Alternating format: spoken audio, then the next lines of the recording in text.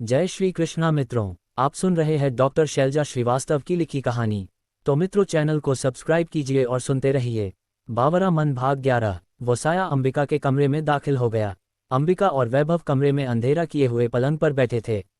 अंदर जाते ही वह उन दोनों के पैरों के पास बैठ गया और उसने अंबिका की गोद में सिर रख लिया और अपने हाथों से वैभव के पैर पकड़ लिए। मुन्ना, अंबिका ने प्यार से उसके बालों पर हाथ फिराया।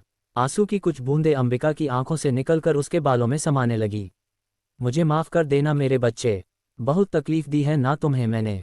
अंबिका बोली। नहीं मम्मी प्लीज, आप ऐसा मत कहिए, आपने जो तकलीफ सही है उसकी तुलना में ये तकलीफ कुछ भी नहीं है। वह बोला, तुम्हारे परिवार से दूर कर दिया तुमको, तुम्हारे माँ पापा को दूर कर दिया तुमसे, फिर भी तुम्हारे दिल में कोई शिकायत नहीं है मुन्ना। अंबिका ने नीचे बैठ उसके चेहरे को अपनी हथेलियों के बीच लिया और भावुक होकर बोली, नहीं मम्मी, मुझे आपसे कोई शिकायत नहीं है और न ही अपनी जिंदगी से। शिकायत करने का मुझे कोई हक भी नहीं है और आप बिल्कुल फिक्र मत कीजिए मम्मी, बहुत जल्दी जो आपने कहा है वह होगा। हमारे गुनहगारों को सजा जरूर मिलेगी मम्मी। वो बोला, और बस उसके बाद तुम हमेशा हमेशा के लिए अपने घर अपने परिवार के पास वापस आ जाओगे। अंबिका ने उसके बालों को सहलाया।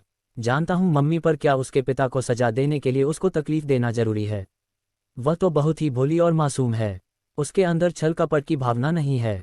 मुन्ना ने कहा, मैं जानती हूँ, मिली हूँ उससे मुन्ना, पर क्या कर सकते हैं, माँ बाप के किए की सजा संतान को बिना किसी गुनाह के बिना गलती के भुगतनी पड़ती है। उस घर की बेटी से प्यार की सजा हमारे परिवार ने भुगती, और अब इस घर के बेटे से प्यार करने की सजा उस घर की लड़की को मिलेगी और अपनी बेटी के दर्द से वो राक्षस तड़पेगा जैसे हम तड़पे थे। अंबिका की आवाज भर्रा उठी। मुझे जाह्नवी से कोई तकलीफ नहीं है, पर मैं उस पटेल को खून के आंसू रोते देखना चाहती हूँ और उसके लिए यही जरूरी है। अंबिका बोली। तभी वैभव ने कमरे की लाइट ऑन कर दी और नीचे जमीन पर बैठे अंबिका और अपने बेटे की तरफ देखा। वैभव जी, लाइट बंद रहने दीजिए, रिद्धि और श्रेय ने देख लिया तो शक हो जाएगा। अंबिका परेशान हो गई, कोई देख लेगा इस डर से क्या मैं अपने बच्चे को जी भर के भी ना देखूं। वैभव इमोशनल हो गए। तुम तो फिर भी इससे मिलने चली जाती थी, पर मैंने आज सालों बाद देखा है। आज मुझे जी भर देख लेने दो मेरे बच्चे को, अंबिका प्लीज आज मत रोको।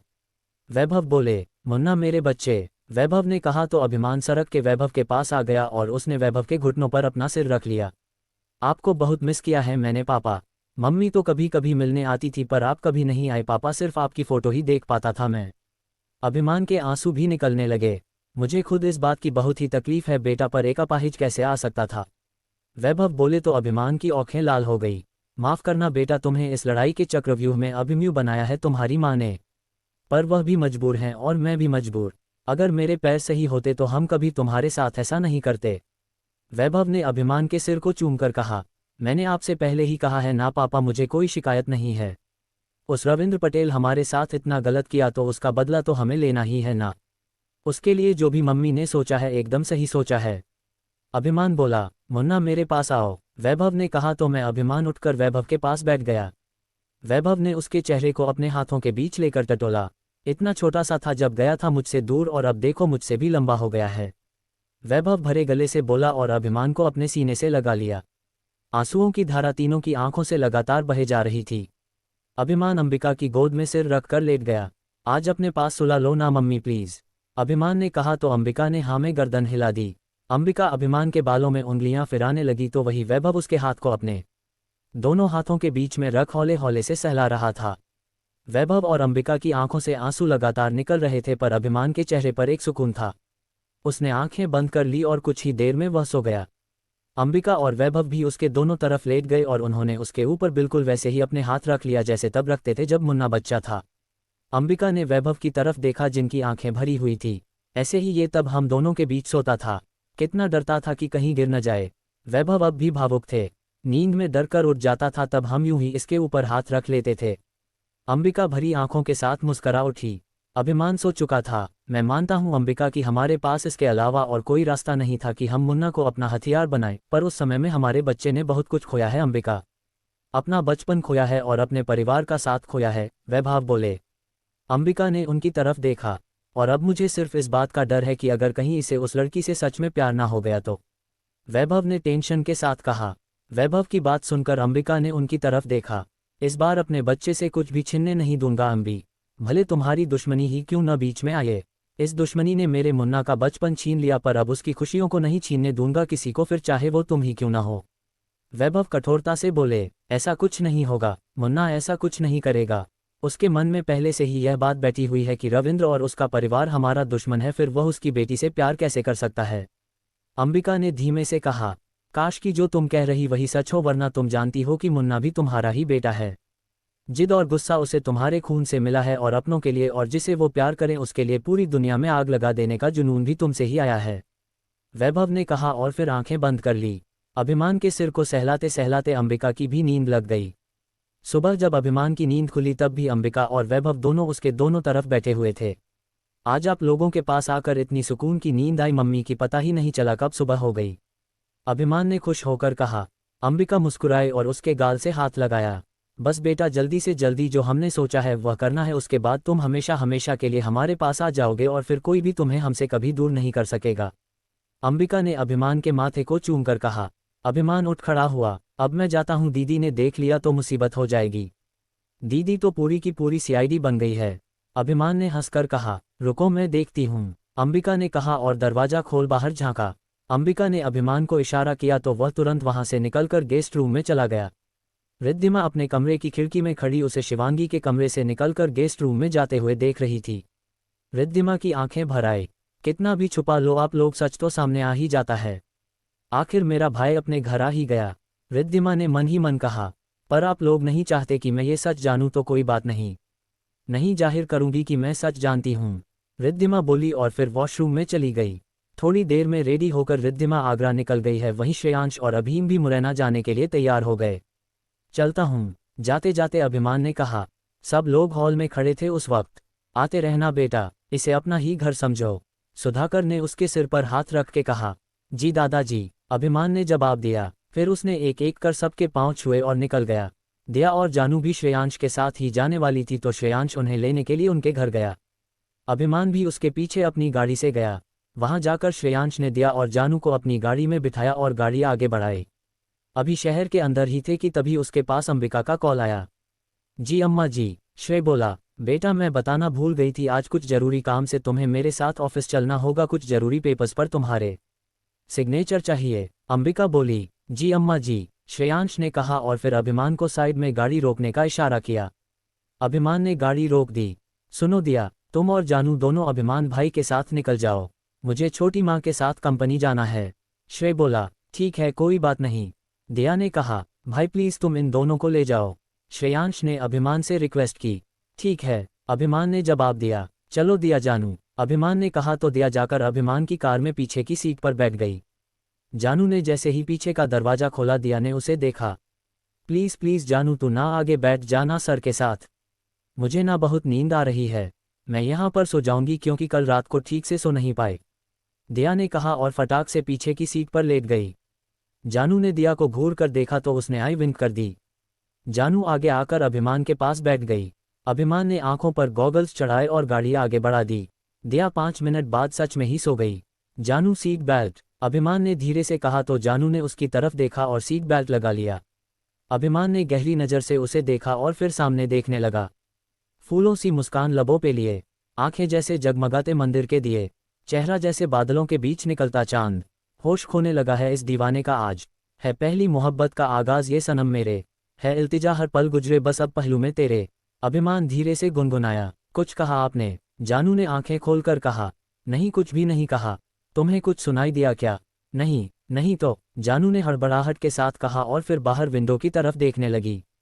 इतनी सादगी में भी इतनी सुंदरता, अभिमान फिर से धीरे से बोला। जानू ने पलटकर उसकी तरफ देखा। इस बार भी मैंने कुछ नहीं कहा, लगता है तुम बोर हो रही हो, चाहो तो हम बात कर सकते हैं, अभिमान मुस्करा के बोला। जानू ने कोई जवाब नहीं दिया और वापस सामने देखने लगी। ऑफिस में सब सही चल रहा है ना? आखिर अभिमान ने ही चुप्पी तोड़ी। ठीक है, जानू बोली। आकाश ने फिर तो नहीं कुछ कहा?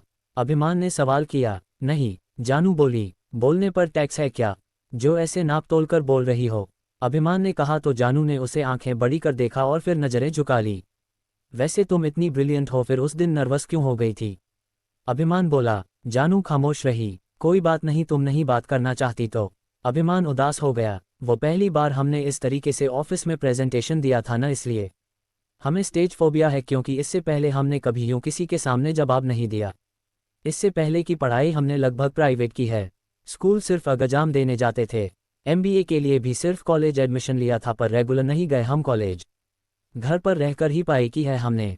जानू धीरे से बोली। व्हाट? अभिमान शॉक था। पापा को पसंद नहीं हमारा घर से निकलना, जानू बोली और बाहर देखने लगी क्योंकि उसकी आंखें भर आई थी। इसके पापा है या कोई मंगल ग्रह से आया नमूना? आजकल कौन करता है ऐसा? खुद की बेटी को ही कैदी बना के नज़रबंद कर लिया। अभिमान मन ही मन बोला। मतलब कि तुमने कभी रेगुलर पढ़ाई नहीं की? अभिमान ने हैरानी से पूछा। जानू ने कोई जवाब नहीं दिया।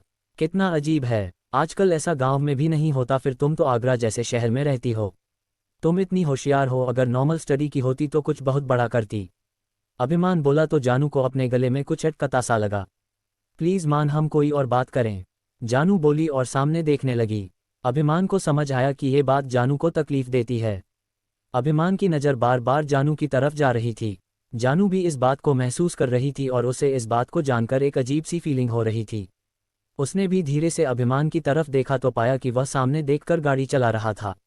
कुछ देर बाद अभिमान ने जानू का हाथ थाम लिया। जानू ने उसकी तरफ देखा।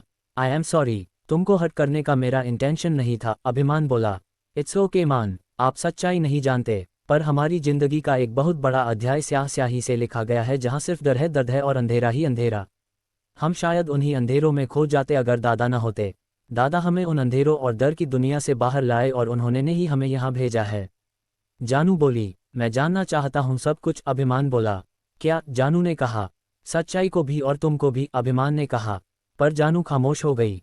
आप हम लोगों को हॉस्टल छोड़ दीजिएगा मान, हम वहाँ से ऑफिस खुद आ जाएंगे, जानू ने कहा। कोई बात नहीं है, आपको पहले हॉस्टल जाना है तो आप हॉस्टल जाकर रेडी हो जाना, फिर मैं आप लोगों को लेकर ऑफिस छोड़ दूंगा, अभिमान ने कहा। लेकिन, जानू बोली, वैसे भी आज श्रेयांश नहीं आया है, अभिमान ने कहा तो जानू ने कोई जवाब नहीं दिया और वह वापस से सामने देखने लगी। कितनी भोली और मासूम है ये लड़की और इसका बाप एकदम शैतान।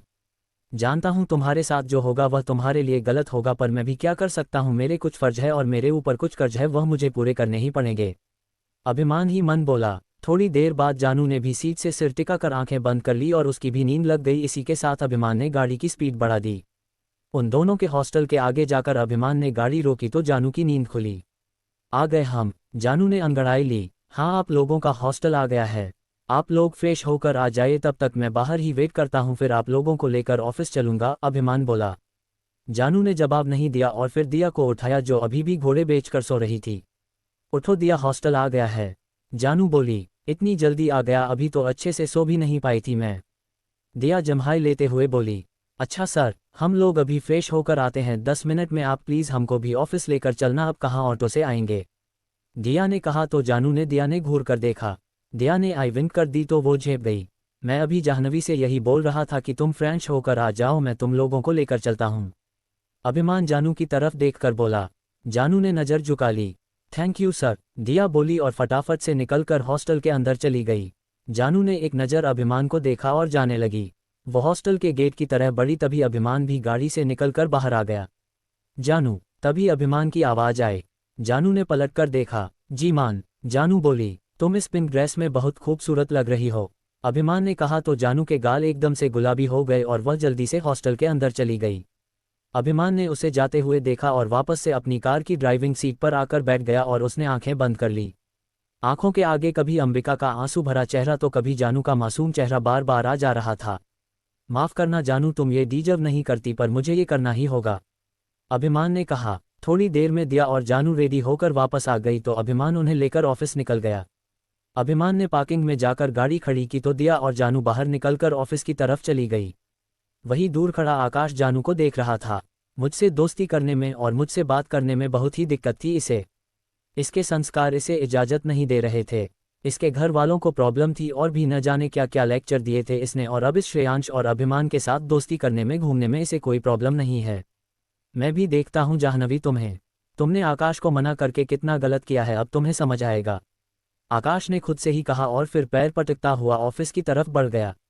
धीमे धीमे बढ़ रही थी अभिमान और जानू की नज़दीकियां और न चाहते हुए भी जानू का साफ दिल और मासूमियत अभिमान को उसके करीब लाता जा रहा था। अभिमान जिसका मकसद था जानू के जरिए रविंद्र से बदला लेना और जानू को तड़पाने के बाद ख़त्म करना, वो न चाहते हुए भी जानू से मोहब्बत करने लगा था, पर इस बात से अनजान था। हर समय जाह्नवी का ख्याल अभिमान के दिलो दिमाग पर छाने लगा था। उसकी बातें, उसकी मुस्कान और उसका निश्चल व्यक्तित्व अभिमान को दीवाना बनाने लगा था। जिस राह पर उसे कभी नहीं चलना था उस राह पर उसके कदम बढ़ने लगे थे। जिसकी जान लेने वो यहाँ आया था अनजाने ही वो उसकी जान बन चुकी थी।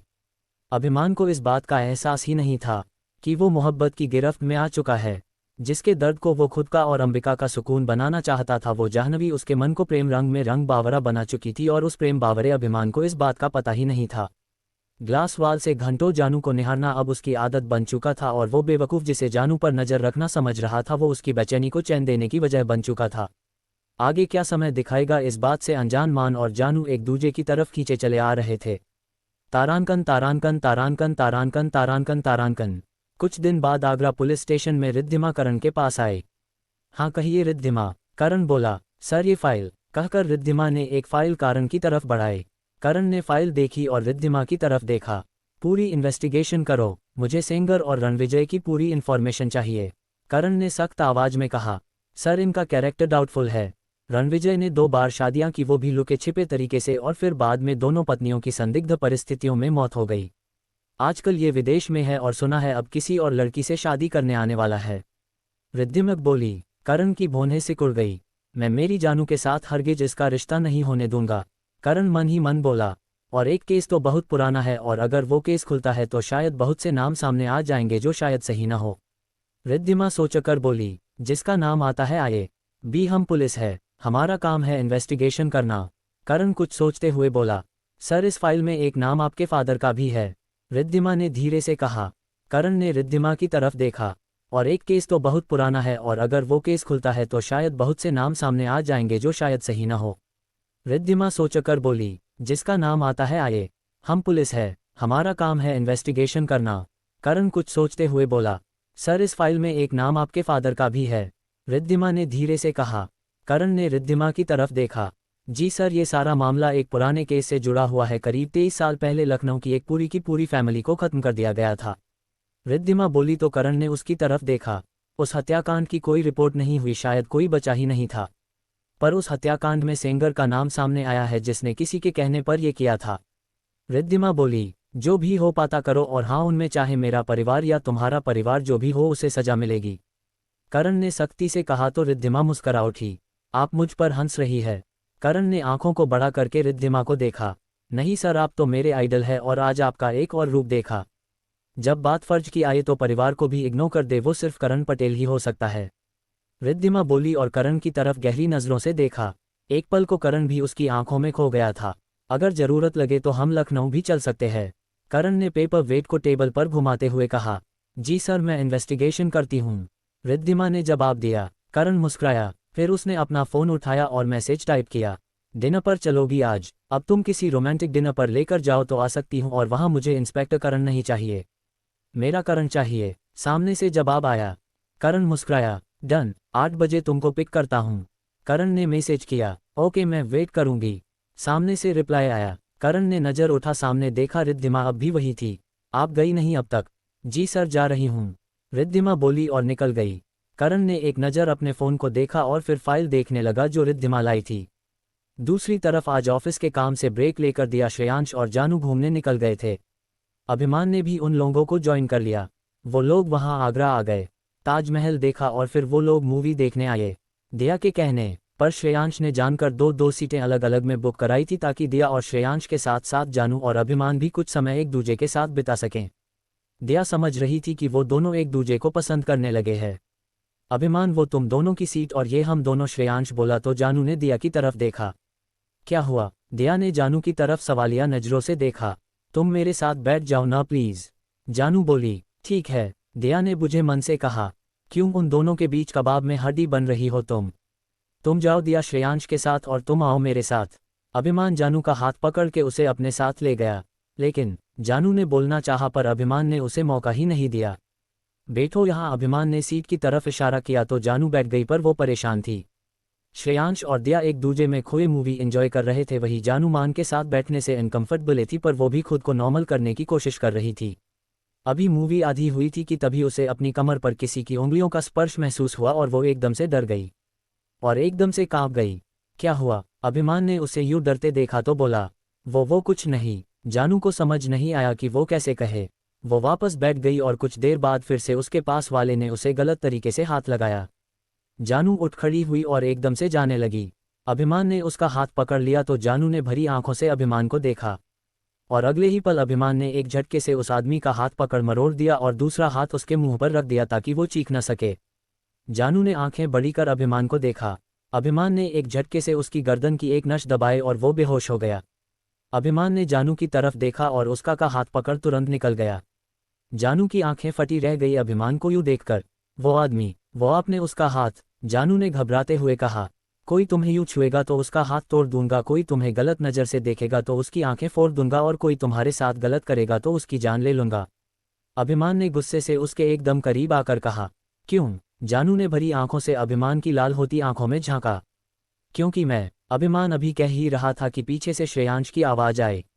है अभिमान, जानू तुम लोग बाहर क्यों आ गए? श्रेय बोला। अभिमान ने जाह्नवी की तरफ देखा तो उसने नामे गर्दन हिला दी।